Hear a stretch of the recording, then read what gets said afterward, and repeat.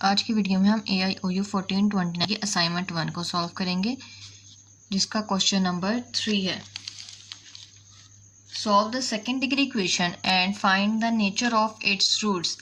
एक तो second degree equation का आंसर निकालना है, उसके अलावा रूट्स की नेचर बतानी है।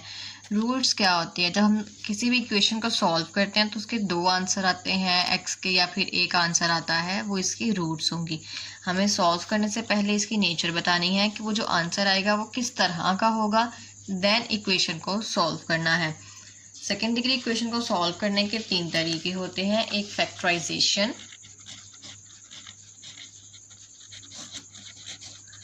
उसके अलावा कंप्लीटिंग स्क्वायर, देन फॉर्मूला। इसमें से आपको जोन सा आसान लगे आप उस तरीके से क्वेश्चन को सॉल्व कर सकते हो। देन बात करते हैं नेचर ऑफ रूट्स पर।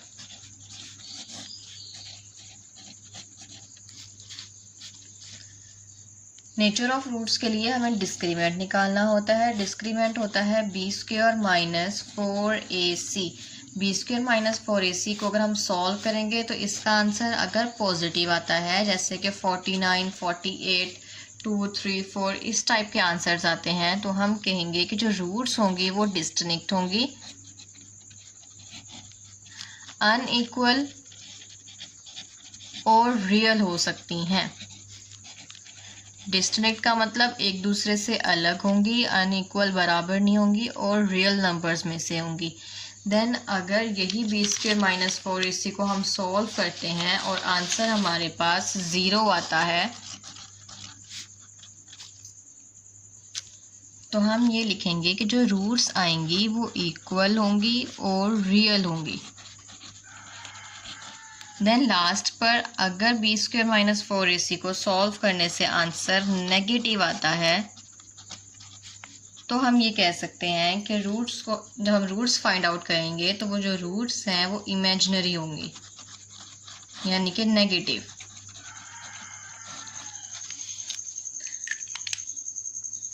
क्वेश्चन को सॉल्व करते हैं। सबसे पहले हम इसका डिस्क्रीमेंट मालूम करेंगे। फार्मूला लिखेंगे d equal b² minus 4ac। जो स्क्वायर वाले वेरिएबल के साथ नंबर होगा वो a होता है 1। देन जिसकी पावर लीनियर है उसके साथ जो भी नंबर है वो होगा b इक्वल -1 और लास्ट वाला कांस्टेंट होता है c। वैल्यूज पुट करेंगे b² -1 स्क्वायर -4, a की जगह पर 1 आएगा और c की जगह पर -2। -1 का स्क्वायर लिया तो ये 1, माइनस माइनस प्लस 4 2 जार 8 इक्वल टू 9। पॉजिटिव आंसर आया है, तो पॉजिटिव आंसर के लिए हमने लिखना है roots are distinct, unequal and real.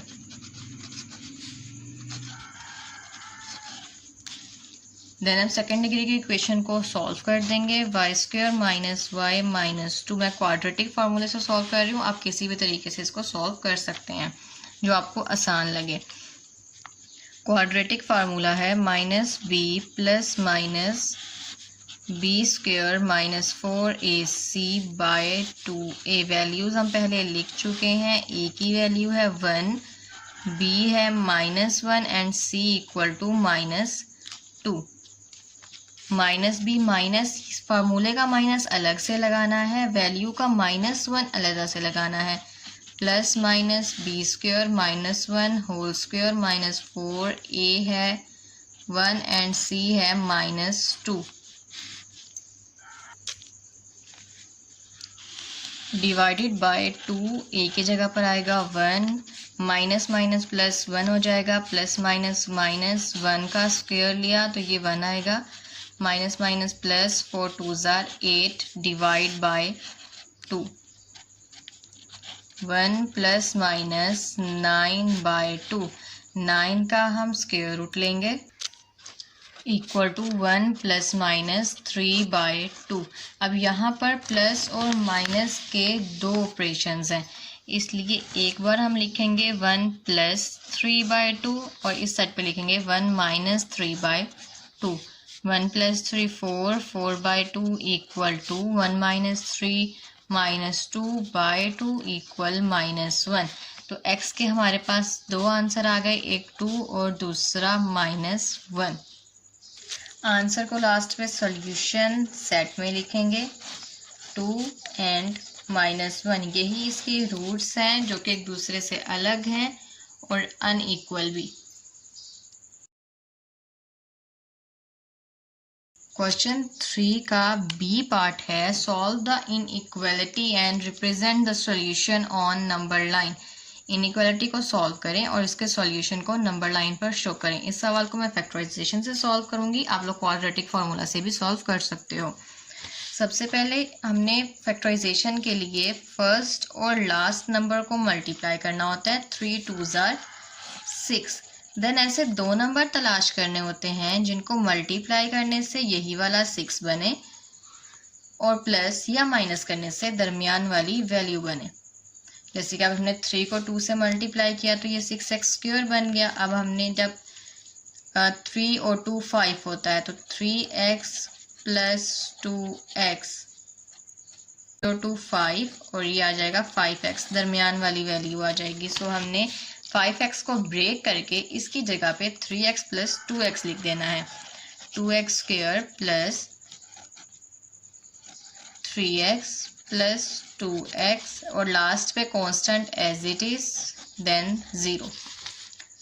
यहाँ पर हमने x कॉमन ले लिया इन दोनों में से, 2 स्टार्ट में आ जाएगा, साथ x² है, एक x बाहर चला गया, एक बच जाएगा, प्लस की जगह पे प्लस, देन 3x ये वाला कॉमन आ गया प्लस। अब 2x प्लस 3, 2x प्लस 3 ये सेम वैल्यू है तो यहाँ से 1 कॉमन ले लेंगे। x प्लस 1 और 2x प्लस 3 को कॉमन ले लेंगे, यानी कि इनको एक बार लिख देंगे। अब हमारे पास यहाँ पे दो आंसर आ गए, एक तो x प्लस 1 इनइक्वालिटी 0 और दूसरी साइड पे 2x प्लस 3। +1 पॉजिटिव है, उस साइड पर जाकर नेगेटिव हो जाएगा और यहाँ पर 2x एज इट इज रहेगा, 3 पॉजिटिव है, उस तरफ जाके नेगेटिव हो जाएगा, फिर 2x के साथ मल्टीप्लाई हो रहा है तो -3 के साथ आकर डिवाइड हो जाएगा।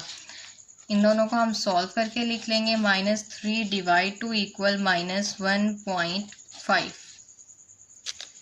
दो आंसर्स आ गए। अब इन्हीं दो आंसर्स को नंबर लाइन पर शो करना है। नंबर लाइन पर शो करने के लिए सबसे पहले हमने एक लाइन बनानी है, देन दरमियान में 0, इस तरफ 1 एंड 2 और इस तरफ -1 एंड -2। अब सबसे फर्स्ट नंबर है -1 तो -1 को यहाँ पर मार्क कर देंगे x -1। यहाँ पर इसका मतलब बनता है कि x -1 से छोटा है तो -1 से छोटी वैल्यूज इस साइड पर है तो हम इस साइड पर एक एरो लगा देंगे। देन दूसरा निशान देखेंगे -1.5। -1.5 आता है इस पॉइंट पर। यहाँ पर इनइक्वालिटी का मतलब ये है कि x छोटा है -1.5 से और छोटी वैल्यूज इस तरफ है तो हम यहाँ से इस तरफ एक एरो लगा देंगे। इसी इनइक्वालिटी को थोड़ा बेहतर तरीके से बना लेते हैं। दरमियान में 0, इस तरफ 1, 2 एंड 3, इस तरफ भी -1, -2 एंड -3। सबसे पहले हमने -1 को मार्क किया। अब -1 ये बताता है कि x की वैल्यू -1 से छोटी है। अब छोटी वैल्यूज के लिए इस साइड्स पर इस तरह से एरो लगाएंगे। देन नेक्स्ट -1.5 है वैल्यू। -1.5 भी यही बताती है कि x की वैल्यूज -1.5 से छोटी है तो इसमें भी हम यहाँ से इस तरफ एक एरो लगा देंगे। क्वेश्चन सी है कि हमने पॉइंट ऑफ इंटरसेक्शन ढूंढने हैं, यानी कि ऐसे पॉइंट्स जिस पर ये दोनों लाइंस कट होती हैं। इसके लिए हमें दोनों इक्वेशंस को प्लस या माइनस करना है, जिससे एक वेरिएबल ख़त्म हो जाए ताकि दूसरे वेरिएबल का आंसर निकाला जा सके। ये इक्वेशन 1 है और ये वाली इक्वेशन 2 है। सबसे पहले स्टार्ट में लिखना है 2 मल्टीप्लाई इन इक्वेशन 1। इक्वेशन 1 में 2 को मल्टीप्लाई करेंगे। Equation 1 x multiply 2 plus 2y multiply 2 और 3 मल्टीप्लाई 2, 2x प्लस 2 2 ज़ा 4y 3 2 ज़ा 6। ये इक्वेशन बन गई इक्वेशन 3। देन इक्वेशन 3 में से इक्वेशन 2 को माइनस करेंगे। Subtract equation 3 and equation 2। पहले इक्वेशन 3 लिखनी है इक्वल 6, देन इक्वेशन 2 लिखेंगे। इन दोनों को माइनस कर देंगे। जब भी किसी वैल्यू को माइनस करना होता है तो इसके साइन तब्दील कर देते हैं। यहाँ पर पॉजिटिव था नेगेटिव हो गया, यहाँ नेगेटिव था पॉजिटिव, यहाँ पे पॉजिटिव था नेगेटिव हो जाएगा। देन प्लस माइनस माइनस ये दोनों कैंसिल, प्लस प्लस प्लस 4 और 1 हो जाएंगे 5, 5y। ये वाला साइन यूज़ नहीं करना जो हमने तब्दील करके लिखा था, उस साइन को यूज़ करेंगे। इक्वल प्लस माइनस माइनस 6 में से 1 माइनस किए 5, y as it is 5 multiply हो रहा, दूसरी साइड पर जाकर डिवाइड हो जाएगा इक्वल टू 1। सो y का आंसर आएगा 1। x का आंसर फाइंड करने के लिए इसी पॉइंट को y में पुट कर देंगे। कोई भी इक्वेशन यूज़ कर सकते हैं, मैं फर्स्ट इक्वेशन यूज़ कर रही हूँ। From equation 1 put y equal 1। सबसे पहले सवाल लिखेंगे x प्लस 2y इक्वल 3। इसमें y की जगह पर x पुट कर देना है। x प्लस 2 1 ज़ा 2 equal 3। x equal to positive है, उस साइड पर जाकर नेगेटिव हो जाएगा 3 माइनस 2।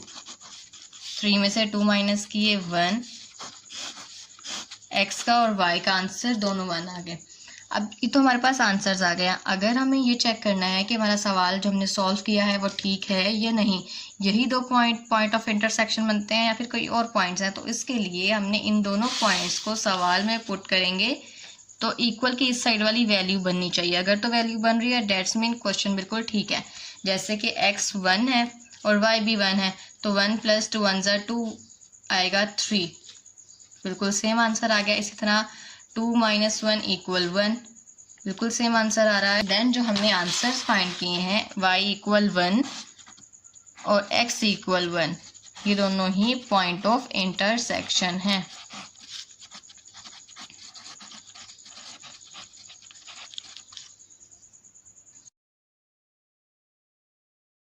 क्वेश्चन डी है solve the following first degree equations. First degree equations को सॉल्व करना है। फर्स्ट डिग्री इक्वेशंस में सिंपल इतना करना होता है कि x वाली वैल्यूज़ को इकट्ठा करके इसका आंसर फाइंड करेंगे। सबसे पहले 8x एज इट इज़ आएगा, 5x इस तरफ प्लस हो रहा है, इस तरफ आके माइनस हो जाएगा। देन ये वाला 3 एज इट इज़, 5x इस साइड पर चला गया, यहाँ पर -6 रहता था, -6 इस साइड पर आकर +6 बन जाएगा। 8 minus 5 equal 3x equal 6 plus 3 9। x as it is 3 multiply हो रहा है, इस साइड पर आकर डिवाइड हो जाएगा, डेट इज़ 3 3 3 ज़ा 9। सो यहाँ पे इस क्वेश्चन में x का आंसर आता है 3।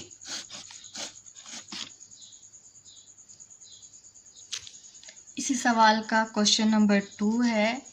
35x को पहले लिख लेंगे, 8x प्लस हो रहा है, इस साइड पर आकर माइनस हो जाएगा, इक्वल -9 अपनी जगह पर रहेगा, -15 इस तरफ आकर +15 बन जाएगा। Then 35 minus 8, 35x minus 8x equal 27x equal -9 plus 15 6।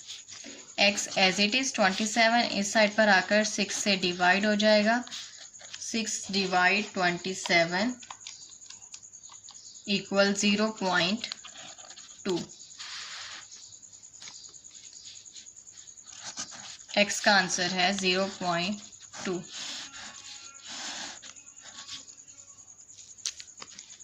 इस क्वेश्चन में सबसे पहले ब्रैकेट ओपन करेंगे, x प्लस 9 एज इट इज़ रहेगा, माइनस की वजह से इस ब्रैकेट के अंदर जितने भी साइंस हैं वो तब्दील हो जाएंगे, यानी कि माइनस माइनस प्लस हो जाएगा, प्लस माइनस माइनस हो जाएगा, फिर लास्ट पे +4 = 0। x वाले वेरिएबल सॉल्व कर लेने हैं, 1, 6 एंड -4। 1 + 6 - 4 = 3। 3x 9 + 4 = 13 = 0। देन 13 प्लस हो रहा है, उस साइड पर जाकर माइनस हो जाएगा, एंड x के साथ 3 मल्टीप्लाई हो रहा है, इस साइड पर आकर वो डिवाइड हो जाएगा। इन दोनों वैल्यूज़ को डिवाइड कर देंगे, -13 / 3 = 4.3 - 4.3।